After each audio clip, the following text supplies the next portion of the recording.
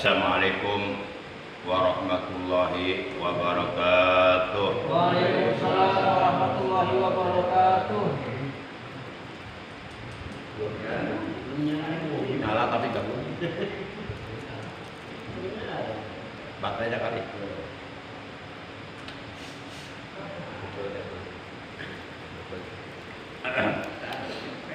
A'udzu billahi minasyaitonir rajim. Bismillahirrahmanirrahim. Alhamdulillahi wa kafa. Wassalatu wassalamu ala sayyidina Muhammadinil Mustafa wa ala alihi wa ashabihi ahli sidqi wal wafa, amma ba'd. Ma'asyiral muslimin, segenap jamaah pengajian rutin malam Ahad ba'da maghrib Masjid Jami Al-Ikhlas yang saya hormati rahimakumullah wa hadakumullah wa hafidhakumullah. Segala puji, baik puji qadim ala qadim, hudus ala qadim, qadim ala hudus, hudus ala hudus, seluruhnya adalah hak Allah. Salawat dan salam semoga tetap dilimpahkan selalu atas paduka alam yang mulia, baginda tercinta, panutan kita Nabi Agung, Nabi besar Muhammad sallallahu alaihi wasallam, beserta seluruh keluarga beliau, para sahabat beliau, dan seluruh pengikut beliau yang setia, yang tetap cinta kepada beliau. Semoga kelak di hari kiamat kita semua yang hadir di majlis ilmu yang mulia ini, juga keluarga kita dan saudara kita, memperoleh syafaatul uzma dari beliau dan memperoleh air dari telaga beliau yang ada di hari kiamat. Amin ya Allah ya rabbal alamin. Ma'asyiral muslimin rahimakumullah wa hadakumullah. Malam ini kita sudah memasuki malam tanggal 17 di bulan Jumadil Awal 1444 Hijriah, garis miring 10 Desember 2022 Masehi. Kita awali pengajian rutin kita pada malam ini sebagaimana biasa dengan pembacaan Ummul Kitab dan dengan pembacaan sholawat yang pahalanya kita hadiahkan untuk seluruh ahli kubur keluarga kita yang saat ini masih sedang berada di alam barzah sampai datangnya hari kiamat. Semoga mereka selalu berada dalam rahmat Allah, berada dalam ampunan Allah, berada dalam ridha Allah. Amin ya Allah ya rabbal alamin. Dan kita mohon kepada Allah dengan barokah karomah mukjizat, kemuliaan dan keagungan dari surah Al-Fatihah sebagai induknya kitab suci Al-Quran, dan barokah dari bacaan sholawat, kita doakan anak-anak kita atau cucu-cucu kita atau ponakan-ponakan kita, saudara kita yang sedang dalam keadaan menuntut ilmu di pondok pesantren atau di lembaga pendidikan Islam. Kita doakan semoga mereka oleh Allah dikaruniai umur yang panjang yang barokah, selalu disehatkan, diberikan kemudahan dalam mencari ilmunya, diberikan ilmu yang manfaat, yang barokah, yang disertai hidayah, dijadikan anak yang soleh dan solehah, yang memiliki iman yang kuat, akhlak yang mulia, dan berguna bagi agama, bangsa, dan negara. Betil ganiyatil Fatihah. A'udzu billahi minasyaitonir rajim. Bismillahirrahmanirrahim. Alhamdulillahi rabbil alamin. Arrahmanir rahim. Maliki yaumiddin. Iyyaka na'budu wa iyyaka nasta'in. Ihdinas siratal mustaqim. Shiratal ladzina an'amta 'alaihim ghairil maghdubi 'alaihim waladdallin. Rabbi ighfir lana wa liwalidayna. Amin. Ya Nabi, salam alaika.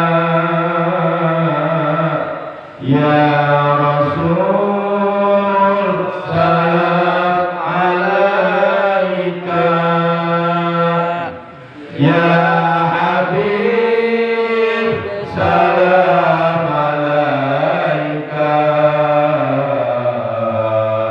salawatullah alaika asyraqal badru alaina fastafat minhul buduru misla husnik ma ra'ayna qattu ya wajhas sururi ya Nabi salam alaika ya Rasul salam alaika ya Habib salam alaika salawatullah alaika Allahumma shalli wa sallim wa barik alaihi wa ala alihi wa sahbihi ma'asyiral muslimin rahimakumullah wa rahmatullah hafizakumullah. Sebagaimana diterangkan oleh para ulama fuqaha, yakni para ulama yang ahli di bidang ilmu fikih, yang berkompeten di bidang fikih, bahwa salah satu di antara syarat sholat, syarat mengerjakan sholat, baik sholat fardu dan ataupun sholat sunnah, adalah at-taharatu anil hadasai. Disyaratkan wajib harus suci dari dua hadas, yakni hadasul asghar, hadas kecil, wa hadasul akbar, dan hadas besar. Karena apabila kita melakukan sholat, baik sholat fardu maupun sholat sunnah, dalam keadaan kita masih punya hadas, baik hadas kecil maupun hadas besar, maka sholat yang kita kerjakan oleh hukum agama, hukum syar'i, dinilai, dipandang, dianggap tidak sah. Artinya dianggap main, tidak akan diterima, bahkan haram hukumnya, dosa hukumnya melakukan sholat dalam keadaan punya hadas besar. Dalam hadis sahih yang diriwayatkan oleh Imam Muslim, Rasulullah Shallallahu Alaihi Wasallam beliau telah bersabda, la yaqbalullahu sholat ahadikum idza ahdasa hatta yatawaddoa.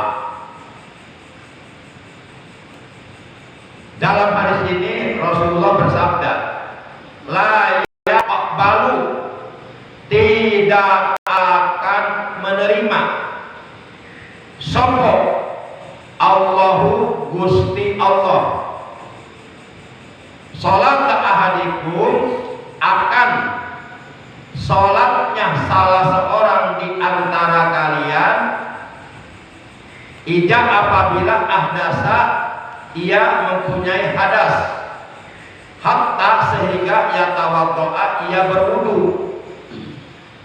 Jadi Allah tidak akan menerima sholat seseorang apabila di dalam sholatnya ia mengerjakan sholat dalam keadaan masih punya hadas. Karena orang yang punya hadas kecil oleh agama diharamkan melakukan 4 perkara. Jadi manin taqwa wudu'uhu harama alaihi arba'atu asya. Man sing sapa wong, sapa-sapa wong Ittaqodo yang kang batal ya si wong apa wudu'uhu wudune ya si wong haruma mangka haram alaihi ing atase si wong apa arba'atu asya'a papat biro-biro perkara. Jadi barang siapa yang tidak punya wudu atau punya wudu namun sudah batal wudunya, maka ia diharamkan melakukan 4 perkara: as-salatu wa tawafu wa masul mushafi wa amluhu. 1. Haram mengerjakan sholat. 2. Haram melakukan tawaf. Ini bagi jamaah haji yang sedang menunaikan ibadah haji di tanah suci Mekah. Yang ketiga, haram menyentuh mushaf, menyentuh lembaran-lembaran Al-Quran, sebagaimana firman Allah dalam Al-Quran, la yamassuhu illal mutahharun. Tidak boleh menyentuh Al-Quran kecuali orang yang dalam keadaan suci dari hadas kecil, hadas besar. Kemudian yang keempat, wahamluhu, haram membawa mushaf atau membawa Al-Quran atau membawa lembaran Al-Quran. Nah, maka orang yang sedang dalam keadaan punya hadas kecil melakukan sholat, sholatnya enggak sah. Sholat yang dilakukan dengan tidak sah itu artinya kita belum sholat. Bagaimana mungkin diterima oleh Allah sholatnya? Sholatnya aja enggak sah. Gitu. Kan yang penting sah dulu. Nah, soal diterima atau tidak ya nanti kita lihat aja di hari kiamat. Para jamaah yang dimuliakan oleh Allah Subhanahu wa taala. Apalagi kalau kita dalam keadaan punya hadas besar, dalam keadaan junub, maka kita bukan hanya sholatnya tidak sah, melainkan juga melakukan sholatnya haram, dosa. Nginjak masjidnya, masuk ke dalam masjidnya haram, dosa. Karena orang yang punya hadas besar oleh agama diharamkan melakukan 6 perkara. Nomor 1 sampai nomor 4 yang tadi masuk, tinggal nama nomor 5 dan nomor 6. Nomor 5-nya haram qiraatul Quran, membaca Quran di tambahannya. Dan nomor 6-nya wal fil masjid, haram berdiam diri di dalam masjid. Itu 6 perkara yang diharamkan bagi orang yang punya hadas besar atau sedang dalam keadaan junub. Menurut ilmu fikih, untuk menghilangkan hadas kecil yaitu dengan cara berwudu, menggunakan air yang mutlak, air yang tahir mutahhir, ghairu makruh, air yang suci dan dapat mensucikan dan digunakannya tidak makruh. Air mutlak itu ada 7 macam. Pertama, air hujan yang turun dari langit. Yang kedua, air laut, walaupun warnanya biru dan rasanya asin, itu suci mensucikan. Yang ketiga, air sungai, air kali, air yang mengalir. Yang keempat, air sumur. Yang kelima, air mata air. Yang keenam, air salju, air es. Yang ketujuh, air embun, makhluk bakti, air embun. Nah, itu tujuh-tujuhnya air mutlak. Hukumnya tahir mutahhir, hukumnya suci dan dapat mensucikan atau dapat menghilangkan hadas kecil, hadas besar. Dapat digunakan untuk berwudu atau untuk mandi junub atau untuk thaharah. Para jamaah yang dimuliakan oleh Allah Subhanahu wa taala. Dan untuk menghilangkan hadas besar yaitu dengan cara ghuslul janabah, mandi junub. Di mana di dalam praktek atau di dalam pelaksanaan atau di dalam kaifiat tata cara melakukan mandi junub atau mandi besar, mandi kuyup, basah kuyup, itu harus memenuhi 2 perkara yang hukumnya wajib. Karena yang 2 perkara ini termasuk rukun mandi junub. Yang pertama an-niyatu, wajib niat di dalam hati, mandi junub menghilangkan hadas besar yang ada pada seluruh badan karena Allah. Apabila mandi junubnya di dalam hatinya tidak ada niat, maka mandi junubnya tidak sah. Kalau mandi junubnya tidak sah, kemudian dia berwudu, maka berwudunya pun tidak sah. Kemudian dia masuk ke dalam masjid, maka masuk ke dalam masjidnya juga haram, dosa. Kemudian dia melakukan sholat, dosa. Kemudian dia baca Quran, dosa. Jadi numpuk-numpuk dosa karena kebodohannya, nggak paham ilmu fikih. Para jamaah yang dimuliakan oleh Allah Subhanahu wa Ta'ala. Nah, itu yang pertama, wajib niat di dalam hati. Mengucapkan niat an-nutqu bil manwi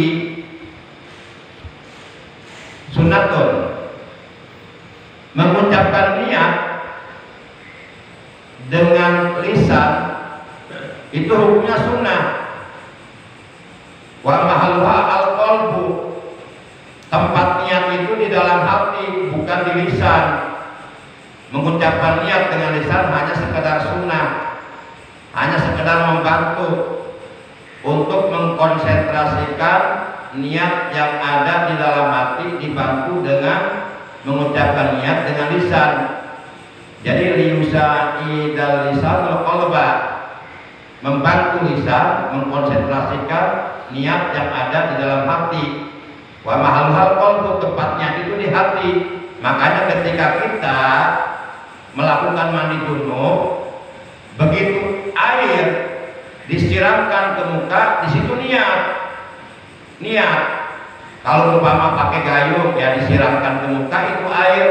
Kalau umpama airnya mengalir dari keran yang sudah dibuka, ya ditadahin langsung bismillahirrahmanirrahim, nawaitul husla lirafil hadasil akbari an jami'il badani fardhol ta'ala. Tapi dalam hati jangan kosong. Dalam hati niat, aku niat mandi junub untuk menghilangkan hadas dari seluruh tubuhku, wajib kena Allah Ta'ala. Jadi jangan hanya diucapkan dengan lisan, sementara di hati kosong, nggak ada niat, itu niatnya nggak jadi. Karena tempat niat bukan di lisan, tempat niat di hati. Kalau umpama selama ini kita praktek mandi junubnya seperti itu, maka selama ini mandi junub kita nggak sah. Berarti sholat kita selama ini haram. Berarti kita belum sholat. Nah, itulah pentingnya ilmu. Para jamaah yang dimuliakan oleh Allah Subhanahu wa Ta'ala. Kemudian yang kedua adalah takmimul badan bil ma. Takmimul badan bil ma. Kalau bahasa sudah nyumbarambahkeun badan kalawan cair. Menyempurnakan badan dengan air, maksudnya seluruh tubuh dan seluruh apa yang ada pada tubuh kita harus terkena air, harus basah, termasuk 5 lubang yang ada pada badan kita. Sepanjang masih bisa dilihat dengan kasat mata, wajib terkena air.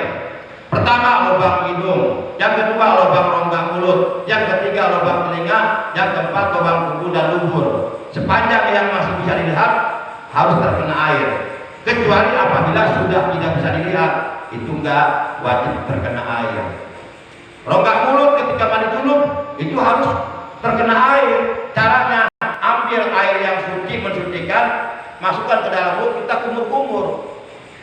Setelah kita niat tadi, nah ini mandi junub rongga mulutnya nggak terkena air. Padahal kalau mangap itu kelihatan rongga mulutnya. Itu yang dohir harus terkena air. Karena kata kaidah usul fikih, al hukmu bi johir, yang johir-johir, yang nyata-nyata, yang bisa dilihat dengan kasat mata, itu dihukumi. Para jamaah yang dimuliakan oleh Allah Subhanahu wa Ta'ala. Jadi salah satu di antara syarat sahnya mengerjakan sholat, baik sholat fardu 5 waktu maupun sholat qada yang hukumnya wajib, maupun sholat i'adah dari sholat fardu maupun sholat manduro, sholat yang dinajarkan juga hukumnya wajib, dan ataupun sholat nawafil, sholat sunnah, baik sholat sunnah yang mempunyai sebab ataupun sholat sunnah yang tidak mempunyai sebab, baik sholat sunnah yang hukumnya muakkad ataupun sholat sunnah yang hukumnya bermuakkad, baik sholat sunnah mutlak dan lain sebagainya, wajib at-thaharatu anil hadasaini, suci dari dua hadas, hadas kecil dan hadas besar. La yaqbalullahu ta'ala sholata ahadikum idza ahdasa hatta yatawaddo'a. Rasulullah bersabda, Allah Subhanahu wa taala tidak akan menerima sholat yang dikerjakan oleh salah seorang di antara kalian apabila ia mengerjakan sholat masih dalam keadaan punya hadas, baik hadas kecil ataupun hadas besar, sehingga ia berwudu atau sehingga ia mandi junub. Para jamaah yang dimuliakan oleh Allah Subhanahu wa taala. Kemudian kita bahas sunnah-sunnahnya wudu. Sebenarnya yang perlu dibahas banyak sebenarnya, tidak cukup 10 tahun ilmu agama nggak habis. Ya kita langsung aja bahas tentang sunanul wudu, tentang sunnah-sunnahnya wudu. Supaya wudu yang kita kerjakan sempurna, maka hendaknya lah, sepatutnya lah kita mengerjakan kesunahan wudu.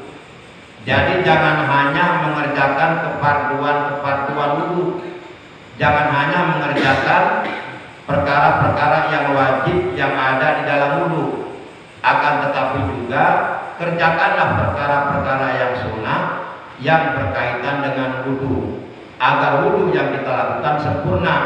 Karena Rasulullah memerintahkan kepada kita, idza qumta ila shalah fa'asbighil wudu. Apabila engkau berdiri untuk mengerjakan sholat, maka sebelum engkau berdiri untuk mengerjakan sholat, terlebih dahulu kata beliau fa'asbighil wudu, sempurnakan dulu wudunya. Karena enggak sholat kalau wudunya enggak benar, wudunya yang benar. Bagaimana mungkin wudu yang kita kerjakan akan benar sesuai dengan keterangan kalau kitanya enggak hafal keterangannya? Kan kalau kita bicara wudu, ada fardu wudu, ada kesunahan wudu, ada kemakruhan wudu, ada pembatalan wudu, dan seterusnya, etc. Nah, begitu. Nah, kesunahan wudu itu dibagi 3. Pertama, sunanul wudu qabla wudu. Yang kedua, sunanul wudu fi. Yang ketiga, sunanul wudu ba'da. Yang pertama, kesunahan wudu yang dikerjakan sebelum kita berwudu.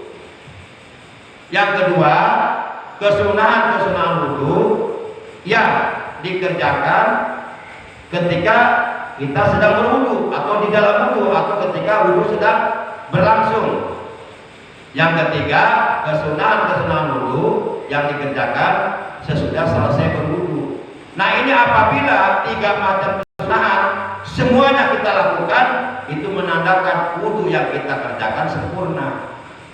Kalau tidak dikerjakan, itu menunjukkan bahwa wudu yang kita kerjakan selama ini belum sempurna. Yang pertama, kesunahan wudu yang dikerjakan sebelum kita berwudu. Pertama, yusannu fil wudu mustaqbilal kiblat. Disunahkan berwudu dalam keadaan posisi menghadap kiblat. Ini tempat wudu Masjid Al-Ikhlas posisinya nggak menghadap kiblat ya. Pertentangan ya. Ini kiblat ke sini. Ada yang bergerak, ada juga ya. Sebelah sini ya ada. Ya ada. Ada berapa keran? 4, 3. Nah, disunahkan tapi nggak wajib sih, nggak wajib. Artinya kalau walaupun kita berwudu tidak menghadap kiblat tetap itu, cuma enggak mengerjakan kesunahan, berarti menunjukkan ketidaksempurnaan. Disunahkan dulu menghadap kiblat, sebagaimana kita diwajibkan sholat menghadap kiblat. Demikian pula dalam hal mandi junub, posisi badan disunahkan menghadap kiblat. Apalagi mandi junub hukumnya wajib. Yang notabene wudu bukan mau sholat, hukumnya sunnah aja disunahkan menghadap kiblat. Apalagi mandi junub hukumnya wajib, tentu lebih disunahkan lagi menghadap kiblat. Kita kalau mandi menghadap mana? Masa bodoh menghadap mana aja? Nggak gua pikirin. Disunahkan menghadap kiblat sama. Wudu, mandi junub, sholat, berzikir, baca Quran, semuanya disunahkan menghadap kiblat. Kecuali sholat itu wajib menghadap kiblat, karena menghadap kiblat di dalam sholat termasuk syarat sah sholat yang keempat. Para jamaah yang dimuliakan oleh Allah SWT. Kemudian yang kedua, kita disunahkan sebelum berwudu itu membaca isti'adzah atau membaca ta'awudz, membaca a'udzu billahi minasyaitonir rajim. Tujuannya, maksudnya mohon perlindungan kepada Allah dari godaan syaitan yang terkutuk. Karena ada syaitan namanya walhan. Mungkin bapak-bapak belum kenal sama syaitan yang namanya walhan, karena bapak belum ketemu, belum kenalan. Kalau saya udah kenalan, lama kenalannya. Ya, namanya walhan. Kata saya, what is your name? My name is walhan. Namanya walhan. Itu walhan, syaitan khusus yang menggoda orang-orang yang berwudu supaya wudunya cepat, supaya wudunya enggak sempurna, supaya wudunya asal-asalan, supaya wudunya keceprek-keceprek kayak bebek, supaya wudunya was-was, supaya wudunya enggak konsen, supaya wudunya lupa niat dan seterusnya. Akhirnya wudunya tidak sah. Kemudian sholatnya juga tidak sah. Berhasil, kata walhan, berhasil aku mengelabui anak Adam dalam berwudu. Nah, makanya kita mohon perlindungan kepada Allah sebelum berwudu. Kita disunahkan membaca isti'adzah, a'udzu billahi minasyaitonir rajim. Aku berlindung kepada Allah dari godaan syaitan yang terkutuk. Yang ketiga, kalau mau baca satu ayat Quran yang isinya juga sama, mohon perlindungan kepada Allah dari datangnya syaitan wahal ketika kita sedang berwudu untuk menggoda wudu kita, merusak wudu kita. Ayatnya, Rabbi a'udzu bika min hamadatis syayatin wa a'udzu bika rabbi ayyadurun. Kemudian yang keempat, sebelum berwudu kita disunahkan membaca dua kalimat syahadat. Asyhadu an la ilaha illallah wa asyhadu anna muhammadar rasulullah. Karena kalau umpama kita dalam keadaan sudah murtad melakukan wudu atau melakukan sholat atau melakukan ibadah-ibadah yang lainnya, kira-kira ibadah kita, wudu kita, sholat kita sah enggak, diterima enggak? Enggak. Karena kita melakukan ibadahnya dalam keadaan murtad. Orang murtad berwudu enggak sah wudunya. Orang murtad sholat enggak sah sholatnya. Orang murtad melakukan ibadah apapun tidak akan diterima oleh Allah karena masih murtad.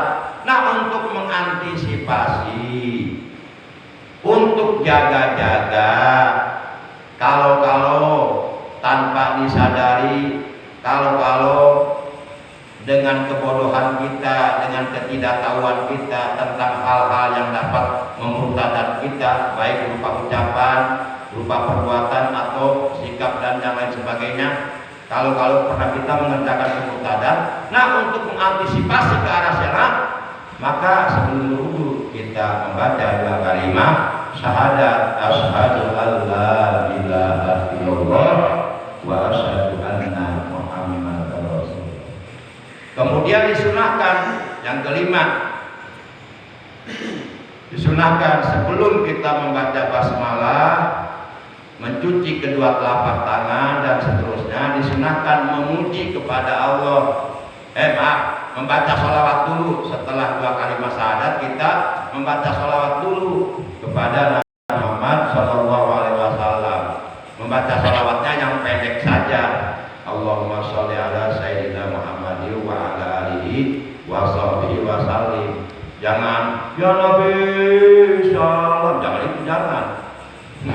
Apa? Masa satu itu mengharap dari udah. Allahumma sholli ala sayyidina Muhammadin wa ala alihi wa sahbihi wa sallim. Selanjutnya yang keenam, baru kita mengucapkan pujian kepada Allah yang telah menciptakan air suci sehingga kita bersuci, kita bisa berwudu. Ucapannya adalah alhamdulillahilladzi ja'alal ma'a tahura. Artinya segala puji bagi Allah yang telah menciptakan air suci sehingga kita bisa bersuci. Puji Allah yang menciptakan air. Emang itu air ciptaan siapa? Bukan ciptaan kita. Masa kita lupa kepada yang menciptakannya, nggak mau memuji? Lah kita bisa mandi karena diciptakan air oleh Allah, bisa masak, bisa minum. Itu ciptaan siapa? Maka puji Allah, alhamdulillahilladzi ja'ala ma'a tahura. Segala puji bagi Allah yang telah menciptakan air suci. Nah, baru kita disunahkan membaca basmalah, bismillahirrahmanirrahim. Kemudian disunahkan kita cuci kedua telapak tangan dan membaca doanya, Allahumma qad yadayya mimma asika kulliha. Artinya, ya Allah, peliharalah kedua telapak tanganku dari berbuat maksiat kepadamu seluruhnya. Begitu. Ya Allah, jagalah tanganku, jangan sampai mengambil barang orang, jangan sampai tanganku melakukan perbuatan-perbuatan yang Engkau haramkan. Itu Allahumma qad yadayya mimma asika kulliha. Ya Allah, peliharalah kedua tanganku dari melakukan perbuatan-perbuatan maksiat kepadamu. Itu membaca doa-doa wudu sunnah, bisa menyempurnakan wudu. Kebanyakan pada nggak hafal doa-doa wudunya. Banyak yang nggak hafal. Saya tahu sebenarnya nggak hafal, masa saya nggak ngomong aja. Tahu saya, bisa dibuktikan sekarang juga. Cuma saya nggak mau ngomong aja. Iya, udah ketahuan udah. Nggak usah ngaku, udah tahu saya. Kalau saya tes langsung pasti hafal. Nah, itu doa-doa wudu itu sunnah. Walaupun nggak wajib, tapi itu manfaatnya, faedahnya, fungsinya bisa menyempurnakan wudu yang kita kerjakan. Lah kita makan saja pengen sempurna, nggak cukup nasi doang, pengen ada lauk pauknya, pengen ada sayur-mayurnya, pengen ada lalabannya, pengen ada emping tangkilnya, kerupuknya, sambalnya, sopnya, satenya, opor ayamnya, rendang telurnya, rendang dagingnya. Urusan perut saja, urusan pitayun saja kita pengen sempurna, masa urusan ibadah nggak mau sempurna? Betapa alangkah naiknya kita. Urusan makan aja kita pengen sempurna, nggak cukup nasi aja. Masa urusan wudu yang wajibnya aja sebenarnya nggak perlu lah. Lo orang, siapa yang ngomong? Gua yang ngomong. Lu mau apa? Mau apa lu yang ngomong? Baik para jamaah yang dimuliakan oleh Allah Subhanahu wa Ta'ala. Nah, kemudian kita disunahkan madmadoh. Madmadoh itu berkumur-kumur. Tapi sebelum berkumur-kumur kita disunahkan baca doanya dulu. Jangan baca doa berbarengan dengan berkumur-kumur. Bisa enggak? Bisa enggak? Membaca doa berbarengan dengan berkumur-kumurnya. Ya susah lah, nggak bisa. Nggak bisa lah. Nggak bisa. Baca dulu doanya. Doanya boleh Allahumma shfini min haudi nabiyika Muhammadin sallallahu alaihi wasallam yaumal qiyamah kasan la arma'u ba'dahu abada. Ya Allah, berilah aku minum pada hari kiamat nanti dari telaga dari telaganya Rasulullah yang ada di hari kiamat, yang apabila aku meminumnya satu gelas, maka untuk selamanya aku tidak akan merasa dahaga lagi. Itu doanya. Nah ini doanya nggak dibaca karena nggak hafal. Itu menunjukkan doa dulu kita belum sempurna. Jadi jangan sekali-kali menganggap remeh terhadap hal yang sunnah lah. Kalau perkara sunnah dianggap remeh, dianggap enteng, sepelekan, nanti lama-kelamaan menganggap remeh terhadap yang wajib nantinya. Kalau para ulama ahli tasawuf yang sunnah aja dianggap wajib, apalagi yang wajib dipertahankan, diutamakan, itu para wali. Lah kita bukan wali, bukan apa, menganggap remeh yang sunnah. Ujung-ujungnya nanti yang wajib dianggap remeh sama kita. Nauzubillah min dzalik. Sunnah ini katanya nggak dikerjakan juga, nggak dosa ini atuh. Itu kan udah menganggap remeh perkara sunnah. Padahal perkara sunnah itu dianggap wajib oleh para wali, oleh para nabi, oleh orang-orang yang soleh. Nah kita ikutin mereka. Emang siapa kita? Emang sejauh mana keilmuan kita dengan mereka dibandingkan dengan mereka? Gak ada apa-apanya kita. Para jamaah yang dimuliakan oleh Allah Subhanahu wa Ta'ala, kita menganggap remeh yang sunnah. Baik. Nah, atau boleh doanya begini. Allahumma a'inni ala dzikrika wa syukrika wa husni ibadatik. Ya Allah, tolonglah aku agar aku dapat selalu berzikir kepadamu dan bersyukur kepadamu dan melakukan ibadah dengan sebaik-baiknya kepadamu. Itu doanya. Doa berkumur-kumur, doa manfaat. Kemudian kita disunahkan istimsak. Apa itu istimsak? Menghirup air ke dalam, menghisap air ke dalam hidung sambil membaca doa. Allahumma arifni raihatal jannati wa anta anni radin. Ada Mas Rodin tuh. Rodin. Sebut Mas Rodin namanya tuh. Allahumma ya Allah arifni. Hari itu jadi memohon kepada Allah agar dapat mencium gitu. Mencium. Raihatal jannati, wangi-wangian surga. Wa anta anni radin, dan engkau ridho kepadaku ya Allah. Jadi radin itu artinya ridho. Wa anta anni, wa anta, dan engkau ya Allah anni dariku radin itu ridho. Ya Allah, izinkanlah aku agar aku dapat mencium bau harumnya surga, dan engkau ridho kepadaku dan aku masuk ke dalamnya. Nah itu doa istimsak, menghisap air di dalam hidung. Kemudian doa, kemudian kita disunahkan istinsyar. Jadi ada istimsak, ada istinsar. Kalau istinsar itu mengeluarkan air yang tadi kita hisap ke dalam hidung, dikeluarkan lagi sambil baca, disunahkan sambil baca doa. Allahumma inni a'udzubika mir rawaihin nari wa su'iddar. Allahumma ya Allah, ini sesungguhnya aku dubika berlindung kepadamu ya Allah, mirrawaihin nari, dari bau busuknya neraka, wasuidar, dan dari jeleknya tempat kembali. Nah itu terus baca, kemudian kita niat wudu, membaca doa, membasuh muka dan seterusnya sampai kaki.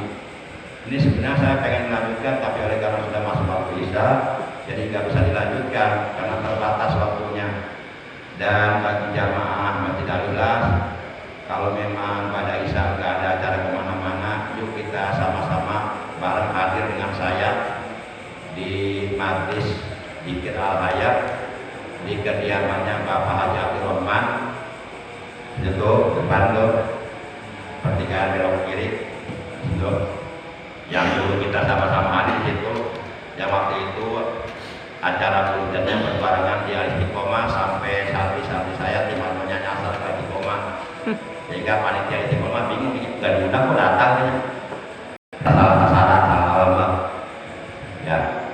Nah malam ini beliau mengundang kita untuk hadir, dan saya yang akan mengisinya nanti. Baik para jamaah yang dimuliakan Allah, kurang lebihnya saya mohon maaf. Terima kasih atas kehadirannya, atas perhatiannya. Walaupun singkat, mudah-mudahan apa yang kita bahas seluruhnya oleh Allah dijadikan ilmu yang bermanfaat, ilmu yang barokah, ilmu yang disertai hidayah, ilmu yang dapat memperbaiki dan menyempurnakan ibadah kita kepada Allah Azza wa Jalla. Mari kita tutup dengan ucapan hamdalah. Alhamdulillahirabbil alamin. Subhanakallahumma wa bihamdika asyhadu an la ilaha illa anta wahdaka la syarika laka astaghfiruka wa atubu ilaik. Astaghfirullah rabbal baraya.